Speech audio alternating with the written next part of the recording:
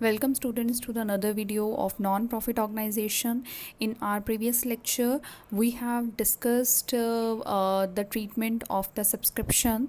and in today's lecture, we are going to know about the treatment of some other important items in the income and expenditure account. So, the second point is after the subscription, life membership fees. So non profit organization अपनियां organization ਜਿਹੜੀ non profit organization अपने members ਨੂੰ ਜਿਹੜੀ ਆ ਉਹ membership ਜਿਹੜੀ ਆ regular subscription ਜਾਂ ਰੈਗੂਲਰ ਸਬਸਕ੍ਰਿਪਸ਼ਨ ਉਹਨਾਂ ਤੋਂ ਰਿਸੀਵ ਕਰਕੇ ਬਣਾਉਂਦੀ ਹੈ ਜਾਂ ਉਹਨਾਂ ਤੋਂ ਇੱਕ ਲਾਈਫ ਟਾਈਮ ਵਾਸਤੇ ਇੱਕ ਮੈਂਬਰਸ਼ਿਪ ਫੀਸ ਲੈ ਲੈਂਦੀ ਹੈ ਤੇ ਉਹਨਾਂ ਨੂੰ ਕੀ ਆ ਲਾਈਫ ਟਾਈਮ ਮੈਂਬਰਸ ਬਣਾ ਲੈਂਦੀ ਹੈ। ਰੈਗੂਲਰ ਸਬਸਕ੍ਰਿਪਸ਼ਨ ਦਾ ਜਿਹੜਾ ਪੁਆਇੰਟ ਹੈ ਅਸੀਂ ਆਪਣੇ ਪ੍ਰੀਵੀਅਸ ਲੈਕਚਰ ਵਿੱਚ ਆਲਰੇਡੀ ਡਿਸਕਸ ਕਰ ਚੁੱਕੇ ਹਾਂ। ਸੋ ਲਾਈਫ ਮੈਂਬਰਸ਼ਿਪ ਵਿੱਚ ਕੀ ਹੁੰਦਾ ਹੈ कि some regular fees is charged from the members for making them the life members,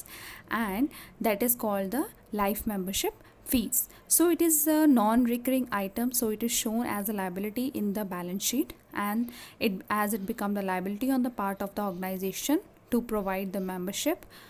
rights to the members। ਬੱਚੇ ਤੁਸੀਂ ਇੱਕ ਗੱਲ ਯਾਦ ਰੱਖਣੀ ਹੈ ਕਿ ਜਦੋਂ ਵੀ ਕਿਸੇ ਤਰ੍ਹਾਂ ਦਾ ਐਕਸਪੈਂਡੀਚਰ ਜਾਂ ਕਿਸੇ ਤਰ੍ਹਾਂ ਦੀ ਇਨਕਮ ਹੈਗੀ ਆ, ਅਗਰ ਤਾਂ ਉਹ ਰਿਕਰਿੰਗ ਨੇਚਰ ਦੀ ਹੈ, ਮਤਲਬ ਉਹ ਬਾਰ ਉਹ ਤੁਸੀਂ ਇਨਕਮ ਰਿਸੀਵ ਕਰ ਰਹੇ ਹੋ ਜਾਂ ਬਾਰ ਉਹ ਐਕਸਪੈਂਡੀਚਰ ਜਿਹੜੇ ਆ ਤੁਸੀਂ ਕਰ ਰਹੇ ਹੋ, ਇਟ ਮੀਨਸ ਤੁਸੀਂ ਉਹਨਾਂ ਨੂੰ ਰਿਕਾਰਡ ਕਰੋਗੇ as a income and expenditure ਜਿਹੜਾ ਵਾ ਤੁਸੀਂ ਉਹਨੂੰ ਰਿਕਾਰਡ ਕਰੋਗੇ, ਉਹਨੂੰ ਰੈਵਨਿਊ ਰਿਸਿਪਟ ਜਾਂ ਰੈਵਨਿਊ ਐਕਸਪੈਂਡੀਚਰ ਜਿਹੜਾ ਵਾ ਉਹ ਮੰਨਿਆ ਜਾਏਗਾ। ਬਟ ਜਦੋਂ ਕੋਈ ਵੀ ਆਈਟਮ ਜਿਹੜੀ ਆ, ਕੋਈ ਇਨਕਮ ਜਾਂ ਕੋਈ ਐਕਸਪੈਂਡੀਚਰ ਜਿਹੜਾ ਵਾ ਉਹ ਨੋਨ ਰਿਕਰਿੰਗ ਨੇਚਰ ਦਾ ਹੁੰਦਾ ਹੈ, ਤਾਂ ਉਸ ਕੇਸ ਵਿੱਚ ਕੀ ਆ, ਉਹਨੂੰ ਅਸੀਂ ਕੀ ਆ as a income and expenditure ਵਿੱਚ ਸ਼ੋ ਨਹੀਂ ਕਰਦੇ, ਉਹਨੂੰ ਐਜ਼ ਅ ਕੈਪੀਟਲ ਰਿਸਿਪਟ ਮੰਨਦੇ ਆ ਤੇ ਉਹਦੀ ਐਡਜਸਟਮੈਂਟ ਜਿਹੜੀ ਆ ਅਸੀਂ ਬੈਲੈਂਸ ਸ਼ੀਟ ਵਿੱਚ ਕਰਦੇ ਹਾਂ। ਸੋ ਲਾਈਫ ਮੈਂਬਰਸ਼ਿਪ ਫੀਸ ਵਿੱਚ ਕੀ ਆ, ਮੈਂਬਰ ਕੋ ਜਿਹੜਾ ਵਾ ਉਹ ਲਾਈਫ ਟਾਈਮ ਵਾਸਤੇ ਇੱਕ ਫੀਸ ਲਈ ਜਾ ਰਹੀ ਆ। ਇਹਦਾ ਮਤਲਬ ਕਿ ਉਹ ਇੱਕ ਵਾਰੀ ਜਿਹੜਾ ਵਾ ਮੈਂਬਰਸ਼ਿਪ ਫੀਸ ਪੇ ਕਰੇਗਾ, ਉਸ ਤੋਂ ਬਾਅਦ ਉਹ ਫੀਸ ਨਹੀਂ ਪੇ ਕਰੇਗਾ। So it is non recurring item, so ਇਹਨੂੰ ਅਸੀਂ ਲਾਇਬਿਲਿਟੀ ਸਾਈਡ ਜਿਹੜਾ ਵਾ ਉਹ ਸ਼ੋ ਕਰਾਂਗੇ ਐਜ਼ ਅ ਲਾਇਬਿਲਿਟੀ। ਕਿਉਂ ਲਾਇਬਿਲਿਟੀ ਆ? ਕਿਉਂਕਿ ਉਹਨਾਂ ਮੈਂਬਰਸ ਨੇ ਜਿਹੜੀ ਆ ਉਹ ਫੀਸ ਪੇ ਕਰ ਦਿੱਤੀ ਆ, ਬਟ ਹੁਣ ਆਰਗੇਨਾਈਜੇਸ਼ਨ ਦੀ ਜ਼ਿੰਮੇਵਾਰੀ ਆ ਕਿ ਉਹਨੇ ਉਹ ਜਿਹੜੇ ਮੈਂਬਰਸ਼ਿਪ ਰਾਈਟਸ ਹੈਗੇ ਆ ਉਹ ਆਪਣੇ ਮੈਂਬਰਸ ਨੂੰ ਦੇਣੇ ਆ। ਕਲੀਅਰ? ਸੋ ਲਾਈਫ ਮੈਂਬਰਸ਼ਿਪ ਜਿਹੜੀ ਫੀਸ ਆ, ਅਗਰ ਤੁਹਾਨੂੰ ਤੁਹਾਡੀ ਕੁਐਸਚਨ ਵਿੱਚ ਦਿੱਤੀ ਹੋਏਗੀ, then it is to be treated as the capital receipt and it will be shown on the liability side. Clear? Next, third point is donation. Donation ਕੀ ਹੁੰਦੀ ਹੈ? ਜਿਹੜੀ ਕੀ ਆ ਨੋਨ ਪ੍ਰੋਫਿਟ ਆਰਗੇਨਾਈਜੇਸ਼ਨ ਓਬਵੀਅਸ ਆ, ਉਹਨਾਂ ਦਾ ਮੇਨ ਜਿਹੜਾ source of income ਆ ਉਹ ਡੋਨੇਸ਼ਨਸ ਆ। Donation can be a general donation or a specific donation. General donation ਦਾ ਕੀ ਮਤਲਬ ਹੋਇਆ ਕਿ ਜਦੋਂ ਡੋਨੇਸ਼ਨ ਦੇਣ ਵਾਲੇ ਡੋਨਰ ਨੇ ਸਾਨੂੰ ਸਪੈਸੀਫਾਈ ਨਹੀਂ ਕੀਤਾ ਕਿ ਉਹ ਡੋਨੇਸ਼ਨ ਨੂੰ ਅਸੀਂ ਕਿਸ ਪਰਪਸ ਵਾਸਤੇ ਯੂਜ਼ ਕਰਨਾ। It means it is up to the organization to decide that how the organization is going to make the use of that donation amount. Clear? So ਉਸ ਕੇਸ ਵਿੱਚ ਕੀ ਹੁੰਦਾ, ਅਗਰ ਤਾਂ ਡੋਨੇਸ਼ਨ ਦੀ ਅਮਾਊਂਟ ਜਿਹੜੀ ਆ ਉਹ ਸਮੋਲ ਆ, ਫਿਰ ਉਹਨੂੰ ਅਸੀਂ ਇਨਕਮ ਐਂਡ ਐਕਸਪੈਂਡੀਚਰ ਅਕਾਊਂਟ ਦੇ ਰਿਸਿਪਟ ਸਾਈਡ ਜਿਹੜਾ ਵਾ ਸ਼ੋ ਕਰ ਦਿੰਦੇ ਐਜ਼ ਐਨ ਇਨਕਮ। ਬਟ ਅਗਰ ਡੋਨੇਸ਼ਨ ਦੀ ਅਮਾਊਂਟ ਜਿਹੜੀ ਆ ਹਾਈ ਆ, ਅਮਾਊਂਟ ਜਿਹੜੀ ਆ ਉਹ ਜ਼ਿਆਦਾ ਹੈਗੀ ਆ, ਠੀਕ ਹੈ, ਉਸ ਕੇਸ ਵਿੱਚ ਕੀ ਆ, ਅਸੀਂ ਉਸ ਡੋਨੇਸ਼ਨ ਦੀ ਅਮਾਊਂਟ ਨੂੰ ਕੀ ਆ ਕੈਪੀਟਲਾਈਜ਼ ਕਰਦੇ ਹਾਂ ਅਤੇ ਉਹਨਾਂ ਨੂੰ ਕੀ ਆ ਲਾਇਬਿਲਿਟੀ ਦੇ ਤੌਰ 'ਤੇ ਜਿਹੜਾ ਵਾ ਬੈਲੈਂਸ ਸ਼ੀਟ ਵਿੱਚ ਸ਼ੋ ਕਰਦੇ ਹਾਂ। ਕਲੀਅਰ? ਨੈਕਸਟ ਹੈ ਸਪੈਸੀਫਿਕ ਡੋਨੇਸ਼ਨ। ਸਪੈਸੀਫਿਕ ਡੋਨੇਸ਼ਨ ਦਾ ਕੀ ਮਤਲਬ ਹੋਇਆ, ਜਿਹਦੇ ਵਿੱਚ ਕੀ ਹੈ ਡੋਨਰ ਨੇ ਸਪੈਸੀਫਾਈ ਕੀਤਾ ਵਾ ਕਿ how this amount is going to be used by the organization. It means ਜੇ ਅਗਰ ਉਹਨਾਂ ਨੇ ਪਹਿਲੋਂ ਹੀ ਉਹਦਾ ਪਰਪਸ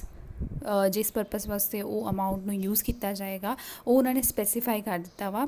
ਤਾਂ ਫਿਰ ਆਰਗੇਨਾਈਜੇਸ਼ਨ ਜਿਹੜੀ ਆ ਉਹ ਉਸ ਅਮਾਊਂਟ ਨੂੰ ਕਿਸੇ ਹੋਰ ਪਰਪਸ ਵਾਸਤੇ ਯੂਜ਼ ਨਹੀਂ ਕਰ ਸਕਦੀ। Clear? Like donation for building, donation for prize, donation for books ਵਾਸਤੇ ਦਿੱਤੀ ਆ। ਸੋ ਇਹ ਜਿਹੜੀ ਡੋਨੇਸ਼ਨ ਹੋਏਗੀ ਇਹਨੂੰ ਵੀ ਅਸੀਂ ਕੈਪੀਟਲ ਰਿਸਿਪਟ ਮੰਨਾਂਗੇ and it will be appear on the liability side of the balance sheet. Clear? Liability side ਜਿਹੜਾ ਮੈਨੂੰ ਸ਼ੋ ਕਰਾਂਗੇ, ਕੈਪੀਟਲ ਰਿਸਿਪਟ ਜਿਹੜਾ ਇਹ ਹੋਏਗਾ। ਨੈਕਸਟ ਬੱਚੇ ਪੁਆਇੰਟ ਹੈ endowment fund receipt. Endowment fund ਕੀ ਹੈ? It is a permanent fund created by the non profit organization to provide the regular support to the organization. ਠੀਕ ਹੈ,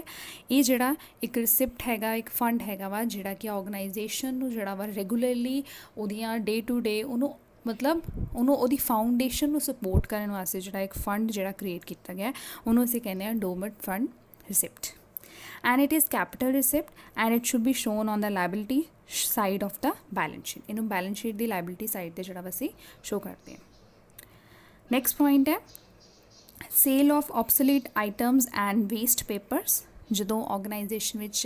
ਜਿਹੜੇ ਵੇਸਟ ਆਈਟਮਸ ਜਿਹੜੀਆਂ ਇਕੱਠੀਆਂ ਹੋ ਜਾਂਦੀਆਂ ਅਗਰ ਉਹਨੂੰ ਸੇਲ ਕਰ ਦਿੱਤਾ ਜਾਵੇ ਉਸ ਅਮਾਊਂਟ ਨੂੰ ਅਸੀਂ ਕਿੱਦਾਂ ਟਰੀਟ ਕਰਾਂਗੇ ਉਸ ਅਮਾਊਂਟ ਨੂੰ ਜਿਹੜਾ ਅਸੀਂ ਰੈਵਨਿਊ ਇਨਕਮ ਮੰਨਾਂਗੇ ਅਤੇ ਉਹਨੂੰ ਜਿਹੜਾ ਵਾ credit side income and expenditure ਦੀ ਕ੍ਰੈਡਿਟ ਸਾਈਡ 'ਤੇ ਜਿਹੜਾ ਵਾ ਰਿਕਾਰਡ ਕਰਾਂਗੇ ਨੈਕਸਟ ਪੁਆਇੰਟ ਹੈ profit on sale of fixed asset ਅਗਰ ਫਿਕਸਡ ਐਸਟ ਦੀ ਸੇਲ ਕੀਤੀ ਜਾਂਦੀ ਹੈ ਅਤੇ ਫਿਰ ਉਹ ਤੋਂ ਅਗਰ ਕੋਈ ਪ੍ਰੋਫਿਟ ਹੁੰਦਾ ਵਾ ਅਤੇ ਉਸ ਪ੍ਰੋਫਿਟ ਨੂੰ ਅਸੀਂ income and expenditure account the credit side 'ਤੇ ਜਿਹੜਾ ਵਾ ਉਹਨੂੰ ਅਸੀਂ ਰਿਕਾਰਡ ਕਰਾਂਗੇ ਕਿਉਂਕਿ ਜਿਹੜਾ ਉਹ ਪ੍ਰੋਫਿਟ ਆ ਉਹ ਰੈਵਨਿਊ ਨੇਚਰ ਦਾ ਮੰਨਿਆ ਜਾਏਗਾ ਠੀਕ ਹੈ ਅਗਰ ਅਸੀਂ ਫਿਕਸਡ ਐਸਟ ਸੇਲ ਕਰ ਰਹੇ ਹਾਂ ਫਿਕਸਡ ਐਸਟ ਦੀ ਸੇਲ ਦਾ ਅਮਾਊਂਟ ਜਿਹੜਾ ਵਾ ਉਹ ਕੈਪੀਟਲ ਰਿਸਿਪਟ ਹੈ ਬਟ ਅਗਰ ਉਹ ਤੋਂ ਜਿਹੜਾ ਪ੍ਰੋਫਿਟ ਹੋ ਰਿਹਾ that is the revenue receipt ਉਹਨੂੰ ਐਜ਼ ਅ ਇਨਕਮ ਜਿਹੜਾ ਵਾ ਅਸੀਂ ਕ੍ਰੈਡਿਟ ਸਾਈਡ 'ਤੇ ਇਨਕਮ ਐਂਡ ਐਕਸਪੈਂਡੀਚਰ ਅਕਾਊਂਟ ਦੀ ਸ਼ੋ ਕਰਨਾ ਕਲੀਅਰ ਨੈਕਸਟ ਬੱਚੇ ਨੈਕਸਟ ਪੁਆਇੰਟ ਹੈ interest on fund investment interest on fund investment ਦਾ ਕੀ ਮਤਲਬ ਹੋਇਆ ਅਸੀਂ ਕੁਝ ਇਨਵੈਸਟਮੈਂਟਸ ਕੀਤੀਆਂ ਵਾ ਭਾਵੇਂ ਉਹ ਇਨਵੈਸਟਮੈਂਟ ਜਿਹੜੀ ਹੈ ਜਨਰਲ ਫੰਡ ਇਨਵੈਸਟਮੈਂਟ ਹੈਗੀ ਹੈ ਭਾਵੇਂ ਉਹ ਸਪੈਸੀਫਿਕ ਫੰਡ ਇਨਵੈਸਟਮੈਂਟ ਹੈਗੀ ਹੈ ਜਨਰਲ ਫੰਡ ਇਨਵੈਸਟਮੈਂਟ ਦਾ ਮਤਲਬ ਅਸੀਂ ਕਿਸੇ ਜਨਰਲ ਪਰਪਸ ਵਾਸਤੇ ਜਿਹੜੀ ਹੈ ਉਹ ਇਨਵੈਸਟਮੈਂਟ ਕੀਤੀ ਹੈ ਠੀਕ ਹੈ ਤਾਂ ਕਿ ਆਰਗੇਨਾਈਜੇਸ਼ਨ ਨੂੰ ਕਿਸੇ ਤਰ੍ਹਾਂ ਦੇ ਮਤਲਬ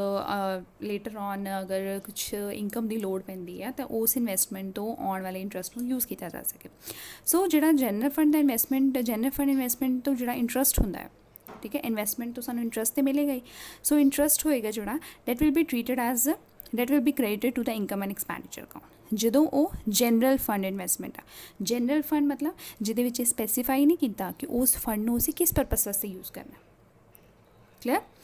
ਸੋ ਉਹ ਜਿਹੜਾ ਅਮਾਊਂਟ ਹੋਏਗਾ ਇੰਟਰਸਟ ਦਾ ਉਹਨੂੰ ਅਸੀਂ ਕ੍ਰੈਡਿਟ ਕਰ ਦਾਂਗੇ to the income and expenditure account next ਹੈ interest on specific fund similarly ਅਗਰ ਜਨਰਲ ਫੰਡ ਇਨਵੈਸਟਮੈਂਟ ਆ ਤਾਂ ਸਪੈਸੀਫਿਕ ਫੰਡ ਇਨਵੈਸਟਮੈਂਟ ਵੀ ਹੋਏਗੀ ਜਿਹੜਾ ਸਪੈਸੀਫਿਕ ਫੰਡ ਇਨਵੈਸਟਮੈਂਟ ਤੋਂ ਸਾਨੂੰ ਇਨਕਮ ਹੋਏਗੀ in the form of interest ਉਹਨੂੰ ਅਸੀਂ ਜਿਹੜਾ ਵਾ ਇਨਕਮ ਐਂਡ ਐਕਸਪੈਂਡੀਚਰ ਵਿੱਚ ਰਿਕਾਰਡ ਨਹੀਂ ਕਰਾਂਗੇ it is added to the specific fund on the liability side of the balance sheet simple example ਇਹਦੇ 'ਚ ਲੈਂਦੇ ਹਾਂ ਸਪੋਜ਼ ਆਰਗੇਨਾਈਜੇਸ਼ਨ ਵੱਲੋਂ ਸਪੋਰਟਸ ਇਵੈਂਟ ਜਿਹੜਾ ਕੰਡਕਟ ਕਰਾਇਆ ਜਾ ਰਿਹਾ ਅਤੇ ਸਪੋਰਟਸ ਇਵੈਂਟ ਵਾਸਤੇ ਜਿਹੜੀ ਆ ਕੁਛ ਫੰਡਸ ਜਿਹੜੇ ਰਿਸੀਵ ਕੀਤੇ ਗਏ ਅਸੀਂ ਉਹਨਾਂ ਫੰਡਸ ਨੂੰ ਜਿਹੜਾ ਇਨਵੈਸਟ ਕੀਤਾ ਉਹ ਤੋਂ ਉਸ ਇਨਵੈਸਟਮੈਂਟ ਤੋਂ ਸਾਨੂੰ ਜਿਹੜਾ ਵਾ ਇੰਟਰਸਟ ਆਇਆ ਇਟ ਮੀਨਸ ਉਹ ਜਿਹੜਾ ਇੰਟਰਸਟ ਹੋਏਗਾ ਉਹ ਕਿੱਥੇ ਐਡ ਹੋਏਗਾ ਅਸੀਂ ਲਾਇਬਿਲਿਟੀ ਸਾਈਡ ਵਿੱਚ ਅਸੀਂ ਲਾਇਬਿਲਿਟੀ ਸਾਈਡ ਇੱਥੇ ਸ਼ੋ ਕਰਾਂਗੇ sports fund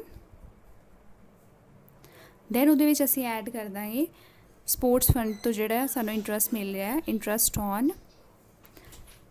sports fund it means ਜੇ ਅਗਰ ਸਪੈਸੀਫਿਕ ਪਰਪਸ ਵਾਸਤੇ ਜਿਹੜਾ ਵਾ ਉਹ ਫੰਡ ਜਿਹੜਾ ਇਨਵੈਸਟ ਕੀਤਾ ਗਿਆ ਉਹਦਾ ਪਹਿਲਾਂ ਹੀ ਸਪੈਸੀਫਾਈ ਕਰ ਦਿੱਤਾ ਗਿਆ ਸੀ ਕਿ ਉਸ ਫੰਡ ਨੂੰ ਅਸੀਂ ਕਿਸ ਪਰਪਸ ਵਾਸਤੇ ਯੂਜ਼ ਕਰਨਾ ਵਾ ਸੋ ਉਹ ਜਿਹੜਾ ਇੰਟਰਸਟ ਹੋਏਗਾ ਉਹਨੂੰ ਅਸੀਂ ਇਨਕਮ ਐਂਡ ਐਕਸਪੈਂਡੀਚਰ ਅਕਾਊਂਟ ਵਿੱਚ ਨਹੀਂ ਸ਼ੋ ਕਰਾਂਗੇ ਉਹਨੂੰ ਅਸੀਂ ਬੈਲੈਂਸ ਸ਼ੀਟ ਵਿੱਚ ਲੈ ਦਾਂਗੇ ਅਤੇ ਉਸ ਪਰਟੀਕੂਲਰ ਫੰਡ ਦੇ ਅੰਡਰ ਜਿਹੜਾ ਵਾ ਉਹਨੂੰ ਐਡ ਕਰਾਂਗੇ ਕਲੀਅਰ ਇਹ ਲਾਇਬਿਲਿਟੀ ਸਾਈਡ ਜਿਹੜਾ ਵਾ ਇਹਨੂੰ ਸ਼ੋ ਕੀਤਾ ਜਾਏਗਾ ਨੈਕਸਟ ਪੁਆਇੰਟ ਹੈ ਗਵਰਨਮੈਂਟ ਗ੍ਰਾਂਟਸ ਦਾ ਮਤਲਬ ਗਵਰਨਮੈਂਟ ਵੱਲੋਂ ਜਿਹੜੀਆਂ time to time non profit organisation ਨੂੰ ਜਿਹੜੀਆਂ ਵਾ ਗ੍ਰਾਂਟਸ ਦਿੱਤੀਆਂ ਜਾਂਦੀਆਂ ਠੀਕ ਹੈ that grant can be for the maintenance purpose or it can be for the development purpose maintenance ਮਤਲਬ ਜਨਰਲ ਗ੍ਰਾਂਟਸ ਜਿਹੜੀਆਂ ਦਿੱਤੀਆਂ ਜਾਂਦੀਆਂ ਵਾ ਇਹਨੂੰ ਅਸੀਂ ਜਨਰਲ ਗ੍ਰਾਂਟਸ ਵੀ ਕਹਿ ਦਿੰਦੇ ਹਾਂ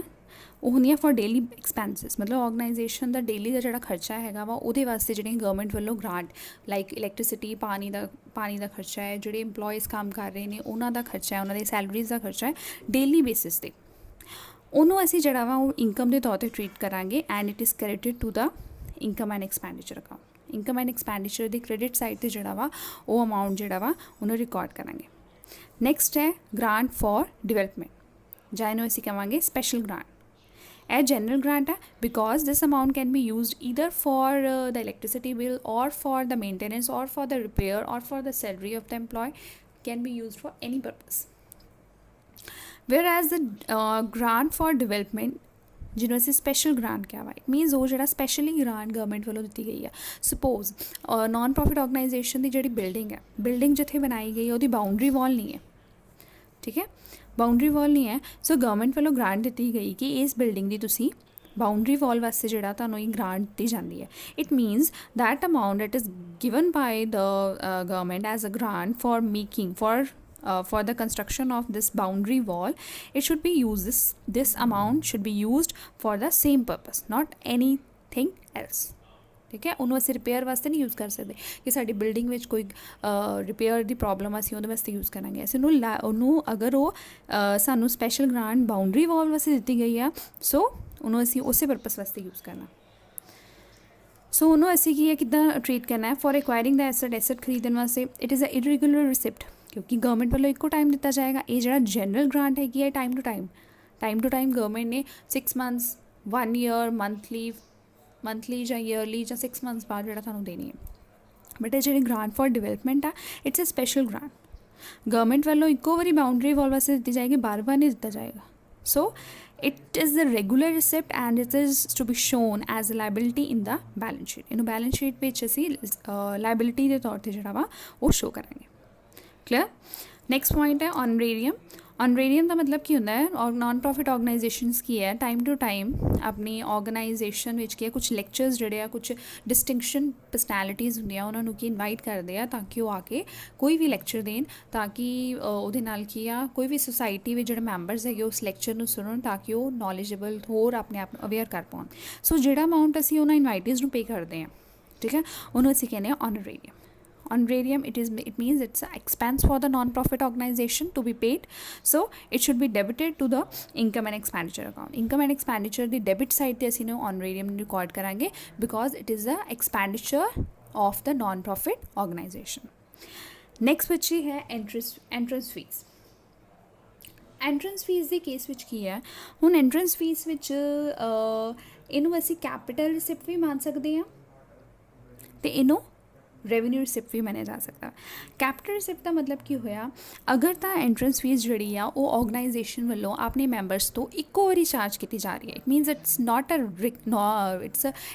ਰਿਕਰਿੰਗ in nature, it's a non recurring in nature. It means ਜਿਹੜਾ ਆਰਗੇਨਾਈਜੇਸ਼ਨ ਹੈਗੀ ਆ ਉਹਨੇ ਆਪਣੀ ਮੈਂਬਰਸ ਤੋਂ ਐਂਟਰੀ ਫੀਸ ਇੱਕੋ ਵਾਰੀ ਲੈ ਲਈ ਹੋਈ ਹੈ। ਇਟ ਮੀਨਸ ਲਾਈਫ ਟਾਈਮ ਨੂੰ ਵਾਸਤੇ ਉਹਨਾਂ ਨੂੰ ਐਂਟਰੀ ਫੀਸ ਹੁਣ ਨਹੀਂ ਦੇਣੀ ਪਏਗੀ। In that case it should be treated as a capital receipt. But ਅਗਰ ਆਰਗੇਨਾਈਜੇਸ਼ਨ ਜਿਹੜੀ ਆ ਆਪਣੇ ਮੈਂਬਰਸ ਤੋਂ ਹਰ ਸਾਲ ਮਿਨੀਮਮ ਭਾਵੇਂ ਚਾਰਜਸ ਲੈ ਰਹੀ ਹੈ in the form of entry fee, ਤਾਂ ਕਿ ਉਹ ਆਪਣੀ ਆਰਗੇਨਾਈਜੇਸ਼ਨ ਵਿੱਚ ਆਪਣੀ ਐਂਟਰੀ ਫੀਸ ਜਿਹੜੀ ਆ ਬਣਾ ਕੇ ਰੱਖ ਰਹੇ ਨੇ ਜਾਂ ਫਿਰ ਕੁਝ ਹੋਰ ਨਵੇਂ ਮੈਂਬਰਸ ਆ ਰਹੇ ਨੇ, ਉਸ ਕੇਸ ਵਿੱਚ ਜਿਹੜੀ ਐਂਟਰੀ ਫੀਸ ਹੋਏਗੀ that will be treated as a revenue receipt and it is to be recorded on the credit side of the income and expenditure account। last ਬੱਚੇ ਪੁਆਇੰਟ ਹੈ